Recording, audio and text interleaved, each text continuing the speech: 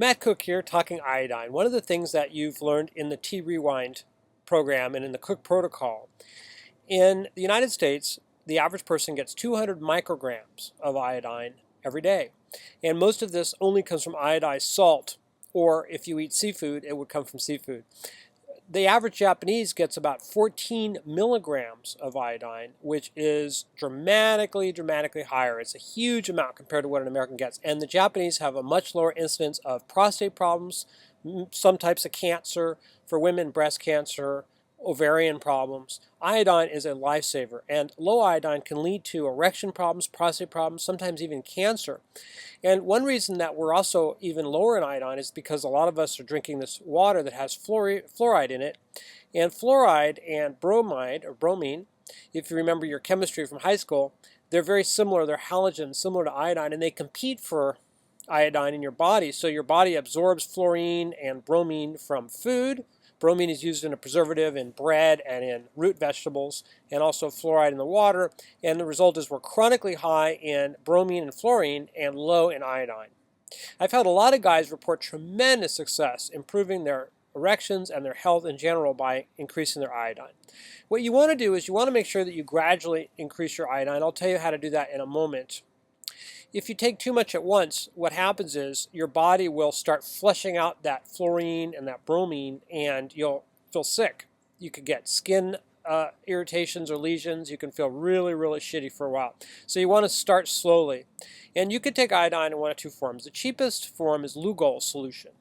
And the more expensive form is a tablet called Iodine. And Lugol's comes in two concentrations, 2% or 5%. It's easier to get the 2%.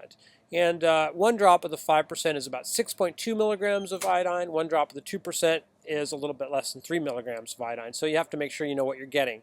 They sort of tried to ban the 5% in the United States, so it's a little harder to get, but I generally get the 5%. And one of the things that is in the Cook protocol in the T-Rewind system is you put a drop or two of it on your scrotum, and you might wake up with much better erections. It's helped a lot of guys recover their performance and shrink their prostate. So what you can do is don't put it directly on your skin. And if you want to really be safe about it, you can try this on your hand first before you go into a more sensitive area, especially the back of your hand.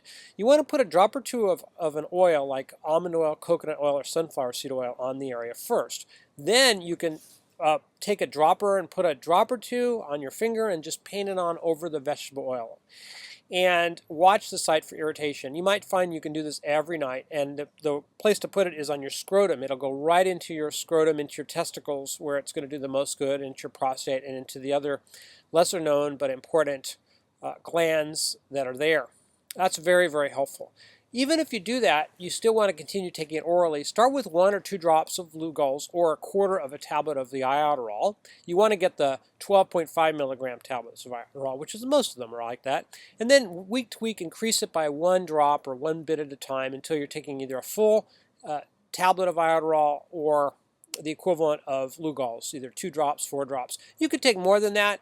You might experiment with it. Some guys will, but that's a good maintenance dosage. You can continue taking this for a long time. It can take 6 months to a year to get iodine levels up to what they should be in the body, but meanwhile, you'll be getting it in your genitals where it'll really do a lot of good.